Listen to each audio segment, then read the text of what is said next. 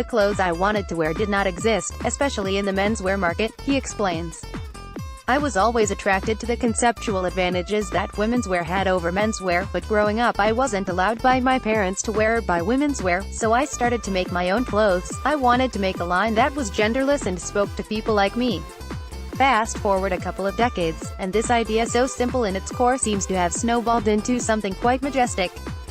Telfar is on the forefront of a revolution, with his eponymous label breaking the archaic standards the fashion industry has set as the norm, and infiltrating subversive storylines into the mainstream conversation. Launched in 2003, Telfar is an ode to its founder's heritage. As a fashion brand, it celebrates Black culture, New York City, and queerness while pushing the limits of that Venn diagram above and beyond. Telfar is about beautifully designed clothes, well-constructed reinterpretations of familiar codes of traditional, cisgender dressing with a slight twist. As his formative idea of fashion came from a personal need for gender bending, Telfar's clothes laud the true definition of unisex, and question the ideas of gender in a highly sexual, but also sexy, way. No, it's not about girls wearing oversized men's shirts and guys walking around in floral bomber jackets. It's about rethinking how different we imagine male versus a female wardrobe. It's about a pair of jeans that look hot on whoever wears them, a polo t-shirt with a cutout which gives its owner a sensual aura, tracksuit bottoms that feel comfortable and look sexy. His clothes were never about avant-garde in a way his peer Shane Oliver of Hood by Air markets himself. They are wearable, just slightly abnormal. Copyright Stevens and Asco. Gay Times. Yet, looking at the hype around streetwear-inspired brands like Off-White and Vetements, or just staring at the windows of H. Why now? I'm not sure. Could be a number of reasons, but I think it's mainly a shift in how people see the world and an actual shift in society. It's natural to just like or appreciate some things and to just let people be themselves and look how they want to look, or feel comfortable looking. But whatever that spark for change is, it's definitely one of the reasons why Telfar was recently awarded with one of the most prestigious prizes in the fashion industry.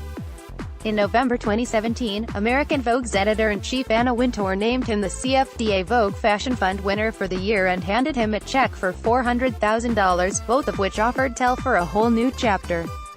I can finally start to work like the business I have dreamed of, and to make the clothes I always wanted to make, all on my own terms, he says. For the first time, a black designer whose brand ethos revolves around enjoying queerness was recognized by the industry that mostly overlooks all of the above. It felt much bigger than just winning money, but a new kind of acceptance and nod to the core values of the brand and the type of people it represents. Telfar as a brand is an ode to its founder's heritage. Clemens is a proud Queens, NY native who pursues the celebration of his black heritage with everything he does.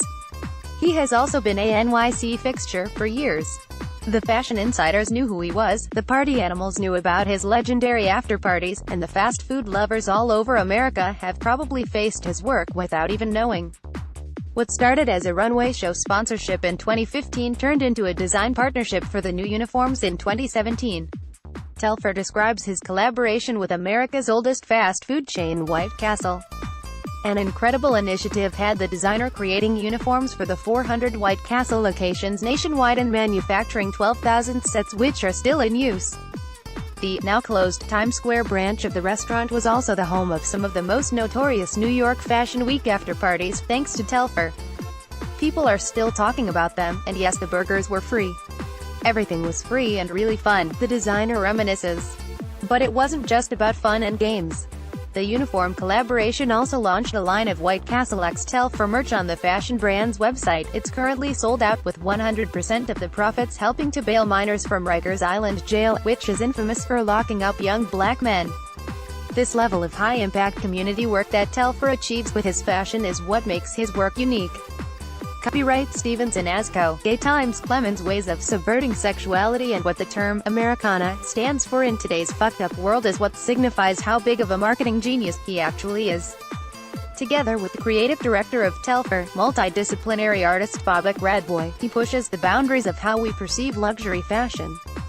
The talented designer has previously said that his dream is to become the next Michael Kors, but on purpose, referencing the all-American dream Kors packaged into mid-level luxury bags and accessories with a simple logo. It's also undeniable that the Telfar logo has immense commercial potential due to its straightforward simplicity. But don't be fooled at what it looks like at a glance. Telfar serves its black queerness in a highly incendiary, almost perverse way while also giving credit where it's due. Being gay in 2018 is supposed to be about being free, being proud of who you are with no consequences for being who you are. I feel like gay people from older generations had to fight a lot harder in order for us to have the basic freedoms we have today. A long-term supporter of queer artists, Telfar has previously worked with everyone from well-known musicians Kalela, Ian Isaiah and Deb Hines aka Blood Orange, all of which were part of his most recent presentation at New York Fashion Week, to more obscure South African duo Faka, who spanned the records at Telfar's January 2018 Milan exhibition, Nude. The mentioned show at NYFW was also celebrated with a big after-party at Century 21, a discount department store and another New York City staple. This event was the second stop on the Telfar World Tour, after the Milan exhibition. Another proof Clemens is riffing off everything pop culture has to offer. Whether it's music, fast food or art, it's about surrounding yourself with people that share the same sensibility. Unity means a lot to me. My core group of friends and people I consider family come from all different backgrounds and sexual identities, he says. But it's not just about creating for that inner circle. Telfar's fashion is democratic, simultaneously groundbreaking and approachable. The people that follow the brand are super important. We may not have the same goals, aspirations, or anything in common. But at the end of the day, we at least share an interest in the clothing itself.